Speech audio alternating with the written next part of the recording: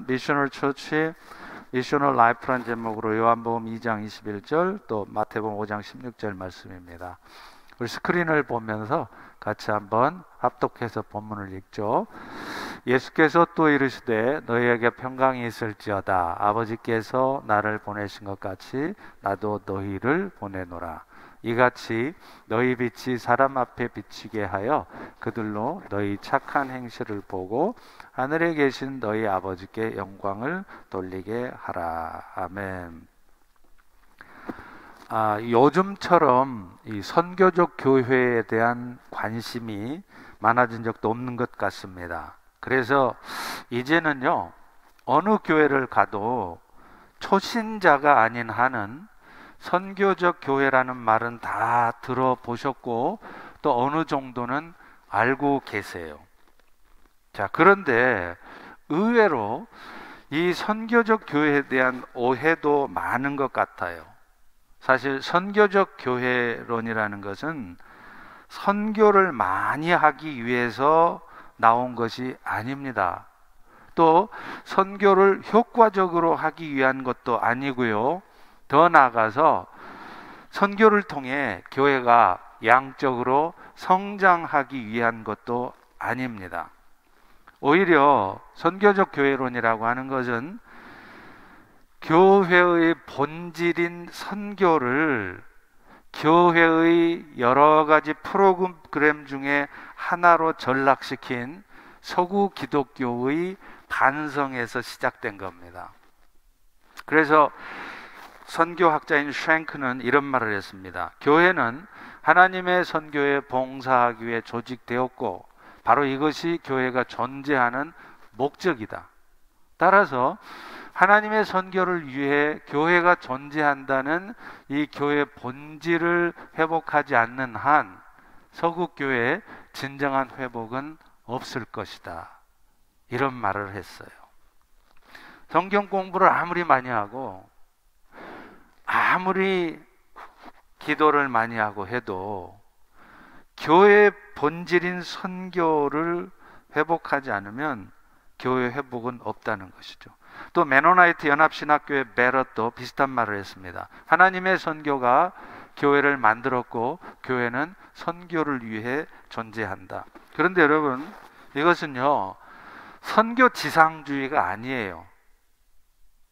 선교가 최고다. 선교 말고는 다른 건 다 필요 없다. 그런 얘기가 아니란 말입니다. 교회의 정체성의 문제예요.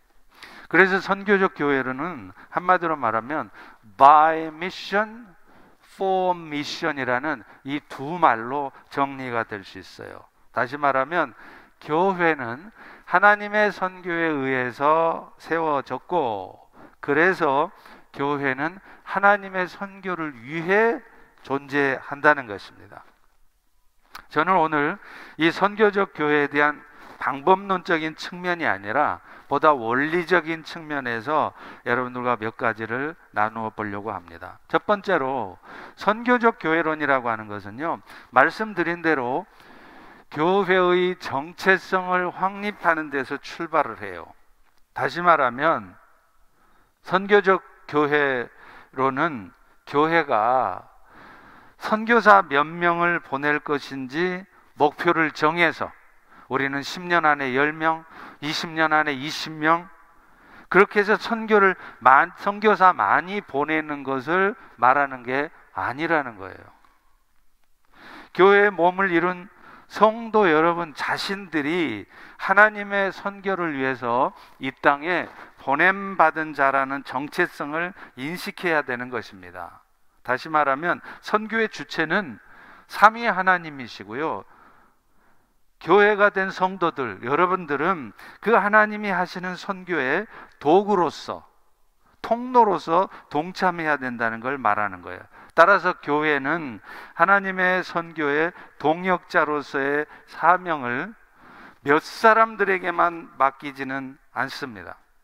다시 말하면 선교라고 하는 것을 나는 상관없다. 특별히 헌신된 몇 사람을 선교사로 파송하고 우리는 뒤에서 열심히 돈 보내고 기도해주고 그게 우리가 할 일이다, 그 말이 아니라는 말입니다. 오히려 선교적 교회의 모든 교회는요, 자신을 보내는 자, 선교사 파송하는 자가 아니라 내 자신이 하나님으로부터 세상에 보냄받은 자, the sent 라는 인식을 가져야 된다는 거예요. 다시 말하면 여러분 모두가 다 선교사라는 것입니다. 그렇기 때문에 이 선교적 교회에서 가장 경계해야 될 말이 뭐냐면요, 저는요 돈이나 열심히 벌어서 선교 후원이나 많이 할게요, 또 기도도 할게요, 이런 말이 잘못된 말이라는 거예요. 그게 선교가 아닙니다. 사실 예수님의 행적과 말씀을 기록하고 있는 사복음서에도 보면요, 그 마지막이 다 예수님께서 제자들, 그리스도인들을 파송하는 말씀이에요. 마태복음 28장 잘 아시죠? 너희는 모든 족속에게 가서 그들을 제자 삼으라. 또 마가복음 16장에 보면 만민에게 복음을 전파하라. 또 누가복음 24장에 보면 예수의 이름으로 죄사함을 받게 하는 회개가 예루살렘에서부터 시작돼서 모든 족속에게 전파될 것이 기록되었으니 너희는 이 모든 일에 증인이 되어야 된다. 그리고 요한복음의 실제적인 마지막이라고 할 수 있는 요한복음 20장에는 가장 정확하게 여러분 모두가 다 보냄을 받은 선교사라는 말씀을 표현하고 있습니다. 오늘 본문을 읽은 요한복음 20장 21절에도 아버지께서 나를 보내실 것 같이 나도 너희를, 여러분을 세상에 보낸다는 거예요. 그런데 참 재밌는 사실은요, 예수님께서 이렇게 선교의 명령을 하신 뒤에는 꼭 뒤에 따라오는 말씀이 있어요. 뭔지 아세요? 성령을 보내시겠다고 약속하는 말씀이라는 겁니다. 이것은 분명히 의미가 있는 말씀이에요. 사실 우리는 하나님께서 성령을 우리에게 보내주신 목적을 어떻게 이해하느냐면요, 성령님의 도우심을 통해서 우리가 죄를 이기면서 거룩한 삶을 살라고 성령을 보내주신 줄로 알아요. 그 말이 틀린 말은 아닙니다. 그런데 아십니까? 하나님이 여러분에게 성령을 집어넣어 주시고 여러분 안에 성령이 거하게 하신 궁극적인 목적은 여러분이 성령 통해서 거룩한 삶을 살라고 보내신 게 아니에요. 보다 궁극적인 목적이 있는데 그것은 곧 땅끝까지 그리스도의 증인으로 살아가라고 성령을 주셨다는 겁니다. 왜냐하면 사복음서에서 제자들을 파송하신 말씀 후에 항상 뒤를 이어 따라오는 말씀이 성령을 보내시겠다는 말씀이기 때문입니다. 요한복음 20장 21절도 바로 다음 22절에 이런 말을 하죠. 이 말씀을 하시고 예수님이 그들을 향해서 숨을 내쉬며 이르시되 성령 받으라, 이렇게 말씀해요. 또 실제로 우리가 너무나 잘 아는 말씀, 사도행전 1장 8절 다 암송하시죠? 너희에게 성령이 임하시면 너희가 권능을 받고, 그리고 나서 뭐라고 말합니까? 너희가 성령의 도우심을 통해 거룩해질 것이요, 착하게 살 것이요, 말씀대로 살게 될 것이요, 그렇게 말하고 있습니까? 아닙니다.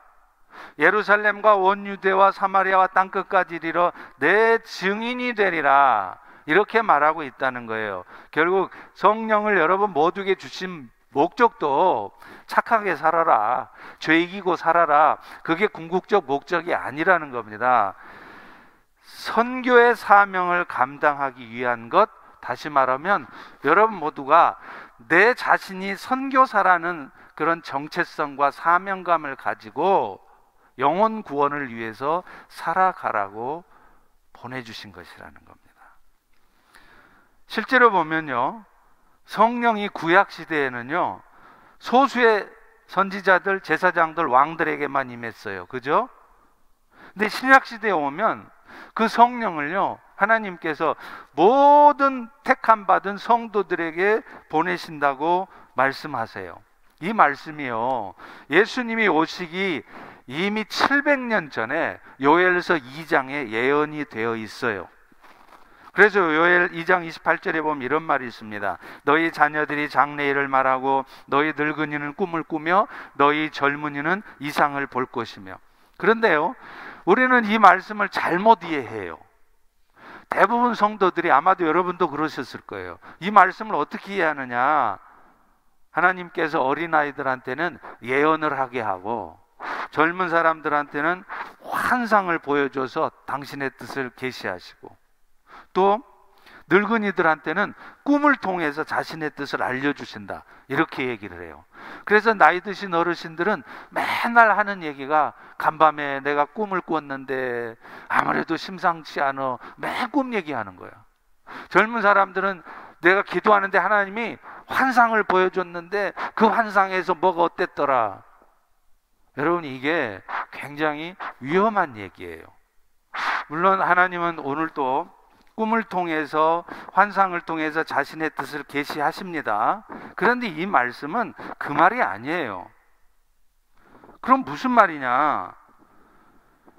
애들이든 청년이든 노인이든 상관없이 모든 성도들에게 성령을 보내주셔서 하나님의 선교에 대한 비전, 하나님의 선교에 대한 비전을 품게 하시겠다는 얘기지, 환상 보고 예언하고 꿈꾸게 하시겠다는 얘기가 아니에요.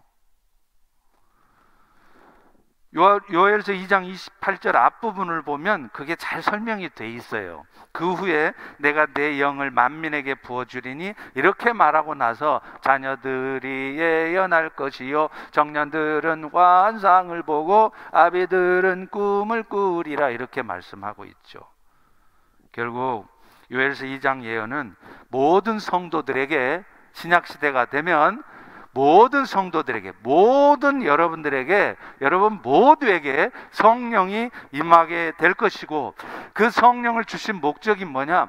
여러분 모두가 이다희 선교사님이나 김대영 목사 같은 이런 사람만이 아니라 여러분 모두가, 성도든 집사든 안수집사든 권사든 장로든, 여러분 모두가 다 선교사의 사명이 주어지게 되었다는 것을 의미하는 것입니다. 그런 의미에서 지난 KWMC 한인 세계 선교대회 미셔널 처치 트랙에서 사역 보고를 했었는데요. 양춘길 목사님의 필그림 성격교회, 성도들이 한 2,000명 가깝습니다. 그런데 거기는 목표가 있어요. 뭐냐면 모든 성도들의 50%가 이런 선교적 교회 미션팀에 조인하는 거예요. 또 뉴욕주에 있는 시라큐스에 있는 시라큐스 한인교회는요, 성도가 많지도 않아요. 150명입니다. 그런데 그 교회는 성도들의 80%가 모두가 다 미션팀에 다 조인되어 있어요. 오늘 여러분은 선교적 교회로서 하나님의 선교에 동참하고자 하는 미션팀에, 선교팀에 가입하고 계십니까? 그저 인생을 열심히 살면서 새벽부터 저녁까지 열심히 돈 벌어서 자식들 잘 키워놨지만 정말로 여러분이 선교적인 사명 가운데 인생을 살아오셨습니까? 돌아봐야 됩니다. 선교적 교회 두 번째는요, 이런 생각 가운데 선교적 교회는 선교 대상 지역을 해외로 한정하지 않는다는 거예요. 다시 말하면 크로스 컬처럴 미션, 초문화권 선교만이 선교가 아니라 우리의 모든 이웃들을 다 선교 대상자로 삼는다는 말입니다. 다시 말하면 우리가 사는 곳이 곧 선교지라는 거죠. 실제로 여러분, 오늘날 서구 사회는요, 세속화로 말미암아서 이미 선교지가 다 돼버렸어요. 여러분 혹시 영국 가보셨어요? 아마 놀라실걸요? 영국은 선교지가 된 지 오래예요. 영국의 성공의 예배당, 그렇게 화려하고 많은 성도들이 모였던 그 예배당은요, 지금 다 뭘로 팔려나갔느냐? 팝 레스토랑, 술집으로 팔려가고요, 심지어는 이슬람의 모스크로 활용되고 있어요. 교회들 다 문 닫았습니다. 영국 사람들의 오직 10%도 안 되는 사람만이 매 주일 교회를 나가요. 종교개혁, 기독교의 발흥지라고 할 수 있는 영국이 오늘날 선교지가 돼 있고요. 그리고요, 영국에서 여러분 전도해 보셨어요? 영국에서 전도하면 체포됩니다. 이게 선교지가 아니고 뭡니까? 미국도 마찬가지죠. 점점 그렇게 되죠. 동성애가 죄악이라는 말을 이 강단에서 하면요, 저 소송당합니다. 공립학교에서는 공식적으로 기독교 용어를 사용할 수 없어서요, 예수님의 탄생을 기뻐해야 될 성탄절에 우리는 메리 크리스마스라는 말을 못 써요. 학교에서 해피 홀리데이로 바뀌었습니다. 또 우리 미국에서도 중동의 이슬람 국가들에서나 나타날 수 있는 그런 핍박과 테러가 있어요. 총격 사건의 가장 유력한 대상이 어딘 줄 아세요? 바로 교회랍니다. 그래서 오늘날 미국에서도 1년에 수십 명의 선교자들이 발생하고 있어요. 그러니 미국이 선교지가 아니고 뭡니까? 그런데다 우리 주변에는 얼마나 많은 난민들이 있어요. 우리가 선교지에 가서 복음을 전하려고 하면 힘드니까 하나님이 이제 마지막 때에 마음이 급하셔 갖고요, 무슨 일을 하셨느냐면, 우리들 주변에 선교지에서나 볼 수 있는 영혼들, 특별히 무슬림들을 막 보내세요.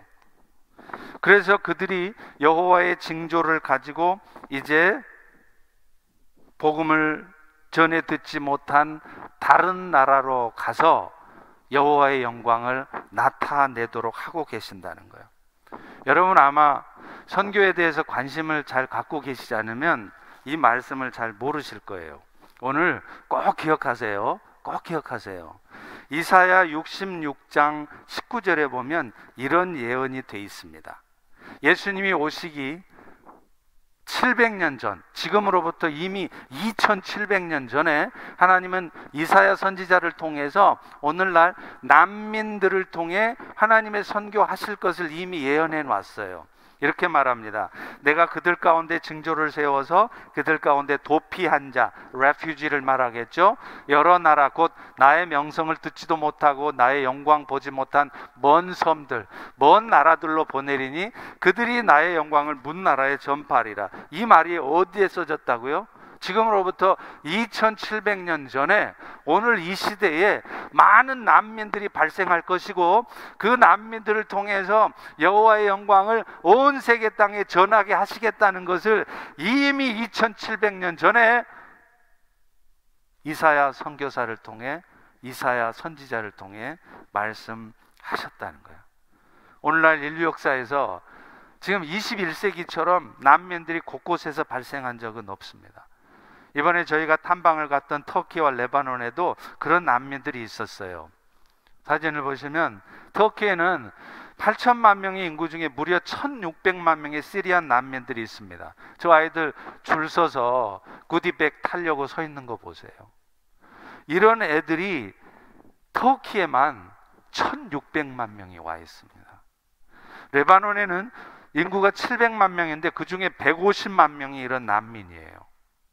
근데 그 난민들 중에 거의 대부분은 쿠르드족입니다. 쿠르드족 아세요? 영어로 하면 커디시인데, 이 쿠르디스탄들은요, 성경에 메데라고 아시죠? 바벨론을 멸망시켰던 메데와 바사 아시죠? 그 메데의 후손이에요. 그러니까 무려 2500년 동안 그들은 이스라엘처럼 나라를 잃고 살아왔지만 쿠르디스탄이라고 하는 민족적인 정체성을 유지하고 있었습니다. 그런데 이런 사람들이 최근에 2012년도에 시리아 내전이 발생했잖아요. 정부군하고 반군하고 내전이 생기면서 사람들이 살아갈 수가 없는 거예요. 그리고 가장 문제는 애들이 14살만 넘으면 군대로 다 끌려가요. 그러니까 특별히 남자아이를 둔 부모들은 다 도망쳐 나갑니다. 레퓨지가 되는 거예요. 그리고 아이시스 아시죠? 이슬람믹 스테이트. 이 아이시스의 만행을 보면서 이 사람들이 이슬람에 대해서 넌더리를 치는 거예요. 지금 이런 일이 하나님의 계획 가운데 벌어지고 있는 겁니다. 그래서 레바논에서는요, 우리가 이번에 갔던 레바논에서는 그런 난민 청년들, 특별히 커디시들이 무려 100명 가까이가 매주 2번 이상 모임을 가져요. 저 사진에 보이시죠? 15살부터 25살까지인데요. 이 아이들이 먹고 살아야 되니까 일을 합니다.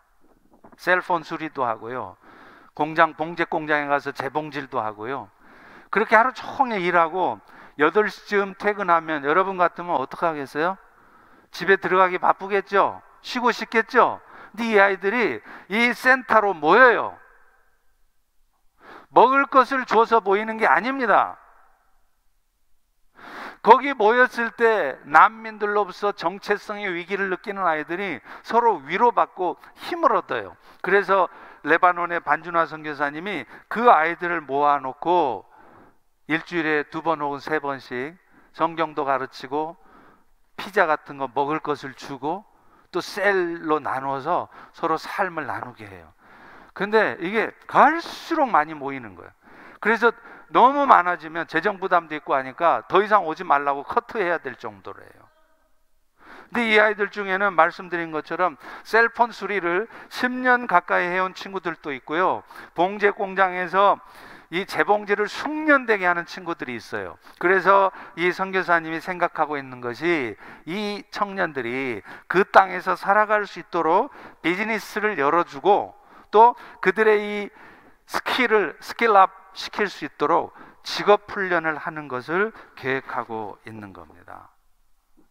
그리고 그런 의미에서 이번에 저희 교회 비즈니스 미션팀 안창호 집사님을 비롯한 10명의 미션팀들이 터키에서 진행된 비즈니스 미션 워크숍을 진행했는데 이것이 바로 현지 선교사님들 13분을 모시고 이런 비즈니스 미션에 대한 사역을 논의한 그런 시간이었어요.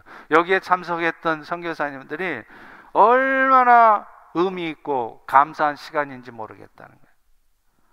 그리고 실제로 안바울 선교사님이 사역하고 계시는 터키의 안디옥, 거기에서는요 중고 장터 혹은 모자익 사업을 통해서 그 일이 실제적으로 이루어지고 있습니다. 저 중고 장터를 운영하고 있는 이 쿠르드 난민은요 교회에서 11조를 제일 많이 한대요. 그리고 얼마나 신실한지 몰라요.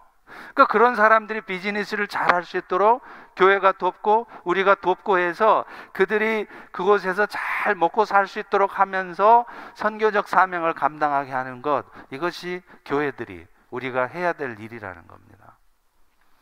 그런데 이런 현상들이 그런 곳에만, 중동에만 있는 게 아니라 우리 주변에도 있어요. 이번에 제가 난민 사역을 하시던 선교사님으로부터 들은 정보에 의하면 저도 깜짝 놀랐습니다. 이 워싱턴 주변에요 아프가니스탄 난민들이 많이 와 있다는 거예요. 저 처음 들었어요. 근데 문제는 이 땅의 교회들이 우리 교회를 포함해서 그들에게 너무 무관심하다는 겁니다.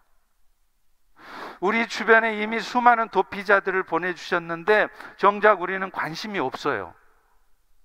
우리 자신이 사는 이곳이 이미 선교지인데 우리는 그것을 모르고 있고요. 더 큰 문제는 뭔지 아세요?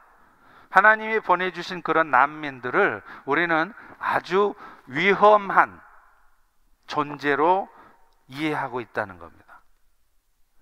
팬데믹 직전에 한국 제주도에 예멘 사람들이 난민들로 왔어요. 그래서 정부가 이 예멘 난민들을 육지로 보낼까 말까를 결정할 때 사회적 논쟁이 있었습니다. 그때 그 예멘 난민을 육지로 보내면 안 된다고 가장 강력하게 반대한 사람들이 누군 줄 아세요? 기독교인 교회들이었어요. 명분은 그럴듯하죠. 그들이 육지에 가면 이슬람이 확장된다는 겁니다. 맞는 부분도 있을 것 같습니다. 그런데요, 제가 아는 한 우리가 신경 써야 될 것은 이슬람이 확장되기를 저지하는 것이 아니라 기독교가 확장되기를 힘쓰는 것이어야 합니다. 그러려면 기독교가 확장되는 데 힘쓰려면 어떻게 해야 돼요? 그 예멘 사람들을 적으로 안전에 위협이 되는 사람들로 볼 것이 아니라 하나님께서 보내주신 천하보다 더 귀한 영혼으로 봐야 된다는 거예요. 그런데 우리는 그렇게 보지 않는다는 거죠. 예수님께서 마태복음 25장 마지막 심판 때 제자들이 그렇게 물어요. 우리가 언제 예수님을 영접했느냐, 잘 대접했느냐, 그렇게 물으니까 예수님 마태복음 25장 40절 이런 대답을 하시네요. 내가 진실로 너희에게 이르는데 너희가 여기 있는 내 형제 중에 지극히 보잘것없는 자, 아무리 사랑해주고 섬겨줘도 밑빠진 독에 물붓기처럼 보여지는 그런 쓰잘데기 없는 그런 사람 한 사람에게 최선을 다해 섬긴 것, 그것이 곧 나 예수에게 한 것이라고 말씀하는 것입니다. 팀 체스터는 일상교회라는 책을 썼어요. Everyday Church. 근데 그 책에서 이런 말을 합니다. 뉴욕의 지하철에서 만난 홈리스, 노숙자는요, 거지로 가장에서 나타난 예수님이었다. 팀 체스터에게 노숙자는 자신의 안전을 위협하는 적대자, 그래서 어찌하든지 피해야 되는 상대가 아니라 예수님이셨던 겁니다. 예멘 사람들도 사실은 예수님이 보낸 자들인데 우리는 그들을 아주 위험한 자로만 보고 있다는 것입니다. 물론 한쪽 논리로만 말할 수 없는 부분이 있다는 것 저도 인정해요. 그런데 제가 말하려고 하는 것은 우리 주변에 하나님께서 보내신 자들을 우리는 너무 안전 문제만을 고려하면서 애써서 모른 척하고 있다는 것을 말하는 겁니다. 제가 미국에 와서, 그것도 교회에 와서 가장 많이 들었던 말이 뭔 줄 아세요? 너무나도 안타깝게요, 십자가의 예수가 아니라 성도들이 하는 말 중에 제일 많이 듣는 말이 세이프티 이슈예요. 뭔 일을 하려도 항상 세이프티 이슈가 문제가 됩니다. 아무것도 못해요. 참 아이러니하죠? 우리는 세상 사람들이 뭐라고 얘기해요? 교회가 가장 안전하대요. 교회로 오래요.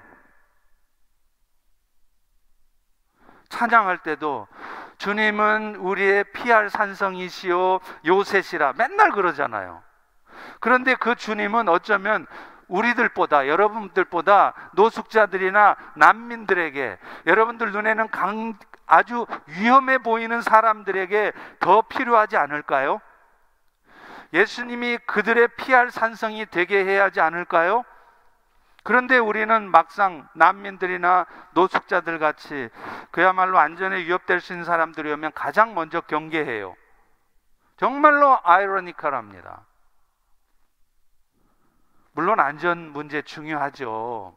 그런데 저는 그 안전 문제에 지나치게 집중하기보다 먼저 팀 체스터의 말을 되새겨야 된다고 생각합니다. 그들은 우리에게 위험한 존재이기 이전에 주님이 보내신 지극히 작은 자 하나이다. 아멘이십니까? 아멘이십니까? 그러면 이제 그런 사람들 돕는데 딴소리 하지 없깁니다. 맨날 세이프티 이슈 하면서 세이프티가 중요하다고 그런 얘기 많이 안 하시는 겁니다.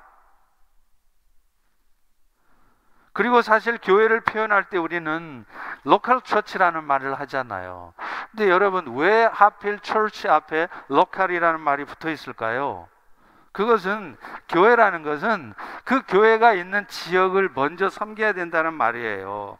그런데 우리는 안타깝게도 로컬 처치가 되려는 게 아니라 글로벌 처치가 되려고 그래요. 그래서 성도들 20명, 30명 밖에 없는 작은 교회도 가면요, 본당 입구에 항상 붙여져 있는 게 있습니다. 뭐죠? 월드 맵, 세계 지도가 붙여져 있는데 정작 그 교회가 있는 동네, 메릴랜드, 몽고메리 카운티 지도는 없어요. 교회가 지역성을 잃어버린 겁니다. 앞서 말한 필그림 성격교회가 동성애 때문에 2천만 불짜리 예배당을 포기하고 나오고 나서 이제 예배를 드려야 되잖아요. 그러니까 공간을 찾으러 다녔대요. 근데 이 양충일 목사님이 저한테 그 얘기 하더라고요. 지역을 살피다가 깨달은 게 하나 있었대요. 교인 수가 2,000명에 가까운 교회가 그것도 그 지역에 30년 넘게 자리를 잡아오고 있었는데, 그동안 교회가 지역을 위해서 한 것이 아무것도 없더랍니다. 선교사는 수십 명을 파송하고 온 세상을 그야말로 섬겼는데, 정작 로컬 처치가 로컬은 섬기지 않았던 거예요.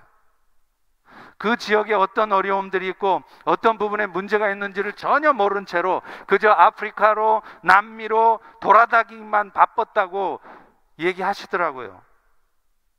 그래서 그때부터 세계 선교도 열심히 해야 되지만 지역을 섬기기 위해서 네이버 플러스라는 단체를 설립해서 섬기기 시작했습니다.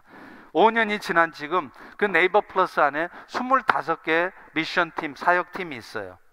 무슨 하스피스 팀, 요양병원 방문팀, 푸드 디스트리뷰션 팀, 의료팀. 필그림 선교교회가 동성애 문제로 2천만 불짜리 예배당을 포기한 결과 그들에게 주어진 가장 큰 축복은요, 그것 때문에 나중에 진짜 더 큰 예배당을 얻었어요. 성도들이 더 많이 오고요, 헌금도 더 많아지더래요.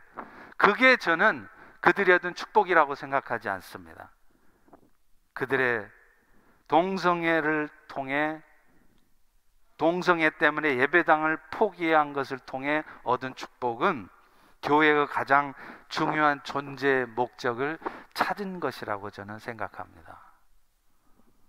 우리도 펠로시 교회도 그래야 돼요.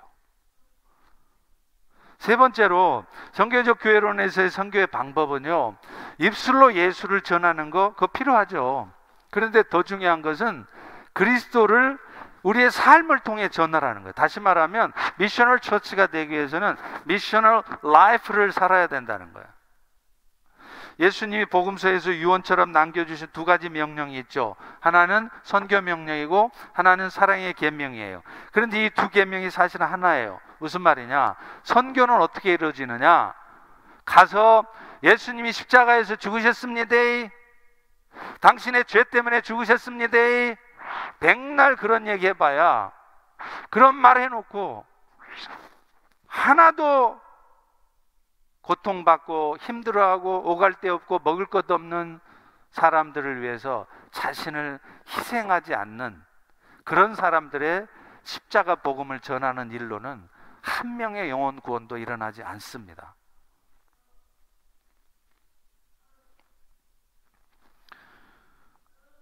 고린도전서 13장 8절에 사랑은 언제까지나 떨어지지 않는다 그러잖아요.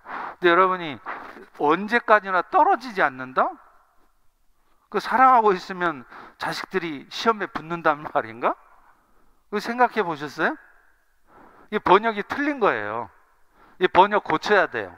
떨어지지 않는다가 아니라 사랑은 언제나 실패하지 않는다라고 번역을 바꿔야 됩니다. 실제로 영어 성경에 보면 Love never fails라고 되어 있어요.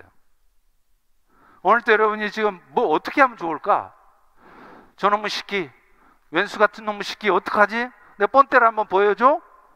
하나님이 오늘 여러분에게 뭐라고 말하느냐면, 사랑으로 한번 섬겨볼래? 한 번 더 품어줘 볼래? 그렇게 하면 never fail이라는 거예요.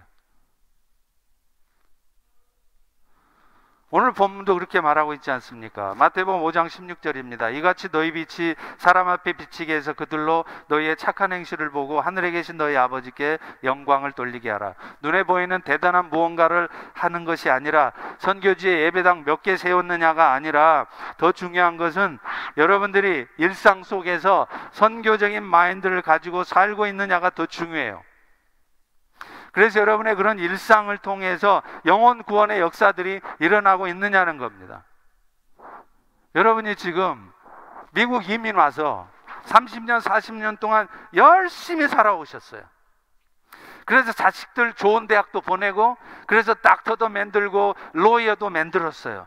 그런데 정작 여러분 때문에, 닥터, 로이어가 된 여러분의 자식들 때문에 단 한 영혼도 주님 앞에 돌아오지 않는다면, 여러분과 여러분의 자식들은 인생을 대단히 잘못 살고 계신 것입니다.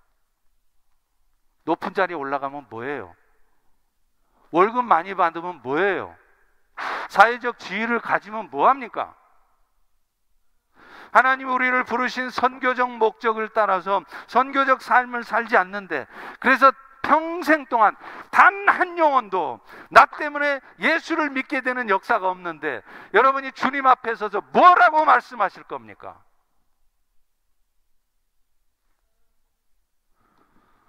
이번에 터키와 레바논을 방문하면서 이슬람 지역의 안타까운 현실을 봤어요.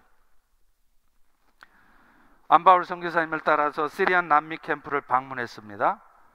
그랬더니 거기 저 촌장이라는 사람이 오른쪽에 시커먼 옷 입고 있는 사람이에요. 40세나 됐을까? 그런데요, 저 사람이 저런 열악한 환경 속에 살면서도 아내가, 와이프가 벌써 3명이랍니다. 여성들의 삶은 노예도 그런 노예가 없어요. 저곳에서는 여자들이 이혼을 당하면 평생 공동체에 발을 붙이고 살 수가 없기 때문에 남편한테 맨날 두들겨 맞고, 자식들도 지속적인 학대를 받고 있어도 가정을 떠날 수가 없어요. 살아갈 수가 없기 때문에. 그래서 레바논의 이미숙 선교사님이 하신 사역 중에 하나도 그런 상황에서 도망쳐 나오거나, 또 남편들이 집을 떠나버려서 싱글 맘이 되어 있는 그런 여자들과 아이들을 위해 사역을 하는 거예요. 그래서 일주일에 한두 번씩 저녁에 모여서 식사도 하고 성경도 배우고 삶을 나누는 모임을 합니다. 근데 이 모임에 해주는 거 없어도 서로 위로받고 싶은 마음에 오지 말래도 온대요. 그중 한 모임에 초대되어서 끝무렵에 함께 온 아이를 위해서 기도했습니다. 근데 그 아이가 어떤 아이냐, 어렸을 때 아버지한테 지속적으로 학대를 받아갖고요, 머리를 맞았어요. 그래서 정신지체, 발달지체가 된 거예요. 발을 보니까요, 다리가 부러졌어요. 이제 부러지고 난 후에 치료를 안 해서 그런지 발이 꺾여 있더라고요. 우리 미션 팀들이 함께 기도하는데 얼마나 눈물이 나든지요. 그런 영혼들을 그리스도의 사랑으로 섬겨주는 것이 바로 선교예요. 예수의 이름을 전할 수 있으면 전해야 되겠지만, 그렇게 할 수 없는 상황일지라도 예수 믿고 있는 여러분들의 섬김을 통해 그리스도의 사랑이 전해지게 하는 것이 곧 선교입니다. 말씀을 맺습니다. 영성이란 단어를 교회 용어 사전에 찾아보면 하나님을 믿고 거듭난 자녀들에게 주어진 영적 성품이라고 해요. 그런데 로버트 멀홀랜드라는 사람은 영성을 이렇게 쓰고 있습니다. 영성은 원래가 다른 사람을 위해서 살기 위해 그리스도를 닮아가는 과정이다. 여러분, 그저 성경을 많이 알고 잘 가르치는 사람이 영성 있는 사람이 아니에요. 착각하지 마세요. 병든 자를 고치고 미래를 예견하는 은사를 받은 사람이 영성 있는 사람이 아닙니다.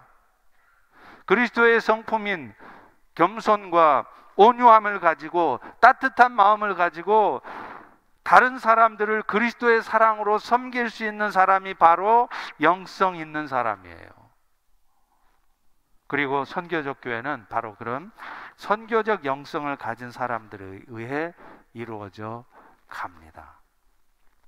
오늘 이제 새 회개연도를 시작하는 첫 주일, 여러분 모두가 그런 영성을 가진 선교적 라이프를 살아가는 주의 백성들이 다 되기를 축원합니다. 이 시간에 우리 성찬을 진행하도록 하겠습니다. 우리